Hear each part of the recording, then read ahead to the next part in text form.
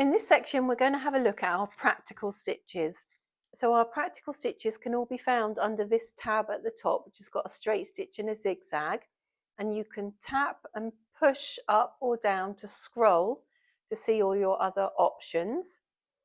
Alternatively, you can press the little triangle in the middle and that pops the screen out so you can see all your options, and then you can minimize it again if you want. So we're going to start off with a straight stitch. Stitch 1, I'm going to place my fabric underneath the foot and I'm going to line it up with the 5/8 of an inch marking on the stitch plate, because that's a standard seam allowance. Now also, while we're here, I want to show you these two lines here. So the line at the front is where the needle is going to go, and the line at the back is where you need to have your fabric, because you need to have 1/8 of an inch of fabric underneath the presser foot for it to grip and allow the fabric to feed through. So always make sure you've got at least, your fabric is at least up to this line when you place it underneath the foot. So we're lining it up here and here. And then I can lower my presser foot by using my lever, or if I had my knee lift, I could use my knee lift. And then what we can do is we can start to sew down. Now, if you want to go backwards to secure, you press your quick reverse button and you have to hold it in. And on screen, it shows my stitches going backwards. But as long as I've got my finger on the bottom, it will go backwards. And then once I've done enough stitches, I can come forwards. So for the first section, you can just have a little play with going backwards and forwards until you reach the end of your row.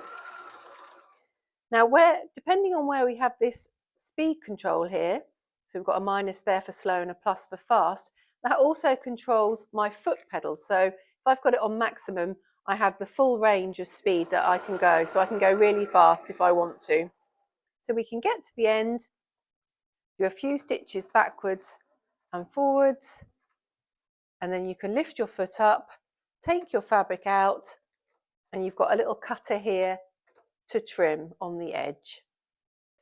We also have the option of permanent reverse. Now to find that, I need to go into the eye for information. So this button we'll use a lot. This is where we can edit stitches. So I press the eye, that opens up this screen here. And then if I press the picture of the quick reverse button here, tap there, then what happens is when I sew, it sews backwards. And if I use my quick reverse button, it comes forwards again. So it completely reverses the process. Then if I want to turn that off, I can just tap it again and we go back to normal sewing. And then if I want to come out of this screen, I can just press the cross in the corner and we're back to where we were. Now at the moment, I've got needle up set. So if I sew down, when I stop, my needle is in the up position. But if I press this icon here, so the needle is shown below the line, if I stop now, the needle stops in the work. So then that allows me to use either my knee lift or my lever to pivot if I wanted to, and I can work my way around. So this is really useful if you're doing something like a plique, something where you need to pivot a lot. So then it's useful to have needle down set.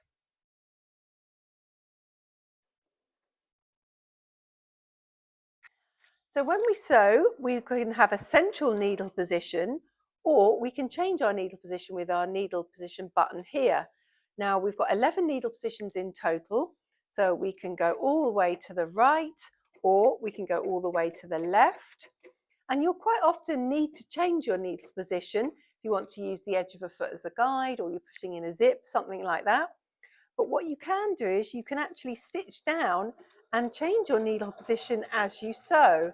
Now, this is really just to demonstrate that on a Bernina, if you make any changes, they will only alter when the needle's in its highest position. So you're not going to break your needle. If you change the width or length or needle position, it will all happen when the needle's in its highest position. So there's no chance of damaging your needle. So that's changing our needle positions.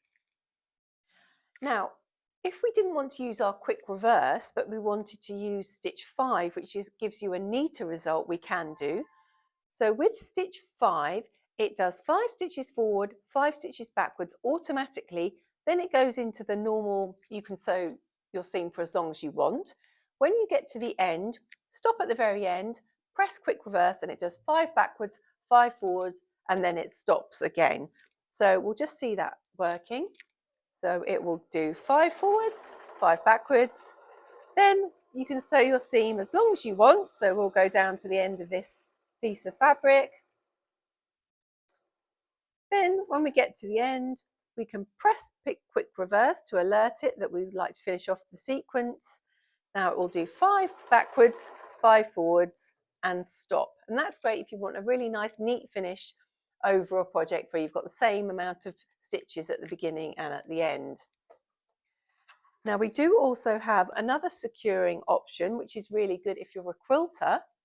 To find that stitch, we can go into our quilting folder, which is the little picture of the quilt, and it's stitch 1301, so we can tap on there. Now what this one does is it does 1/4 of an inch of tiny little stitches, then it goes into its normal stitch length, and you can sew for as long as you want. Then you would stop 1/4 of an inch before the end, press quick reverse, and it does 1/4 of an inch of tiny stitches and stops. This is really great if you're creating your patchwork and you're piecing, and you don't want your piecing to become unraveled if you leave it for a certain amount of time. So we do tiny stitches, then we go into our normal stitch length, whatever we've set it at. And then when we get to the end, we stop 1/4 of an inch from the end, press quick reverse, it does 1/4 of an inch of tiny stitches, and then it stops. And I've still got my foot on the foot control, but it's not going any further unless I wanted to start again. Another securing option we have on this machine is the securing knot. So I'm going to go back into my stitch 1. Then I can press the knot before I sew, and it will do a knot on the spot, and then it will start to sew. Then if I want to finish with a knot, I need to press it while I'm sewing, and it will do a knot and stop. So you have a starting knot and an ending knot. So for the starting knot, we press before we sew, and for the ending knot, we press while we sew. On your machine, we have some memory options. So this machine has a temporary memory.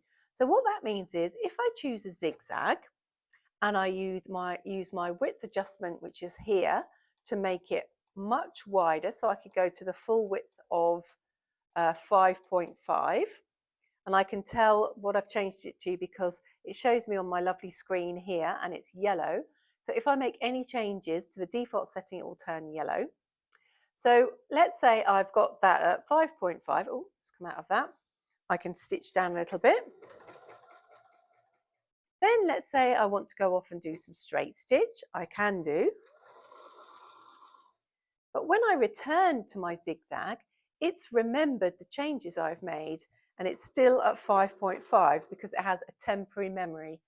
Now this will stay like that as long as I've got the machine on, but if I turn the machine off and turn it back on, it will reset itself and it will go back to the default.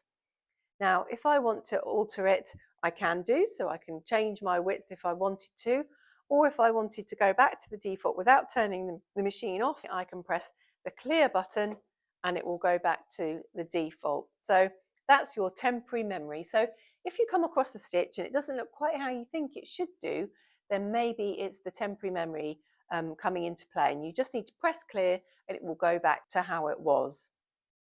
Now, the other feature we have on this machine is that we can save stitches into our personal program, our own personal stitch library, which is represented by this heart here. So again, let's say I'm going to make my zigzag wider. I can take it to a 5. And I'm also going to make it closer. So maybe I'm trying to do a little satin stitch. And I use this, but I think, oh, I'd like to use this again tomorrow. What I can do is I can save it in my personal memory. So to do that, I press the heart and I press the picture of the folder with the arrow going in the middle. And I've got 4 different folders I can choose from. So I'm going to choose folder 1 and I press my green tick, and then that's it saved into my memory. Then I could turn the machine off, turn the machine back on again. I could be doing something else, and I could think, oh, I'd like to use that satin stitch again now. And I go into my heart, and this time I'm taking a design out. So I've got the arrow pointing up, the top one, go into folder 1, and there it is saved. And then I can come out and I can use it again. So that's wonderful. You've got your own personal stitch library, which I think is really fabulous. Now, in your practical folder, you have some really useful automatic sequences that you can use in dressmaking and on other projects. So if I scroll up and I have a look here, for example, we've got stitch 24. Now, this is a really useful bar tack that's great for sewing on belt loops and things like that. Now, it's an automatic sequence, so all I have to do is put my foot down on my foot pedal until it finishes. It does everything for me.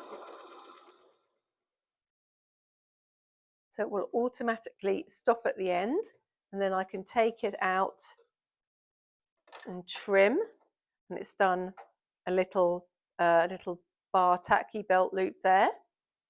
I have another one which is also really good for tacking things down. And if I'm not sure what any of these are for, I can always ask the machine. So we have this really useful question mark button. So I can press the question mark, tap on the stitch number, and it tells you, so this is a bar tack program for reinforcing pocket openings and securing seam ends. So that's another really useful one. So I can just stitch this down.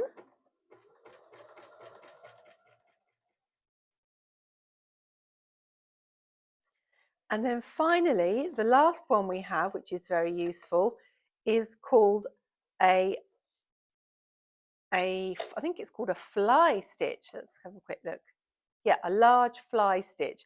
This is really good for securing the corners of our pockets, or anything that's going to be used a lot. The top of a pencil skirt, the seam at the back, that kind of thing. It's stitch 26, and again, this is another automatic sequence you might want to try. Looks a bit like the top of a Christmas tree.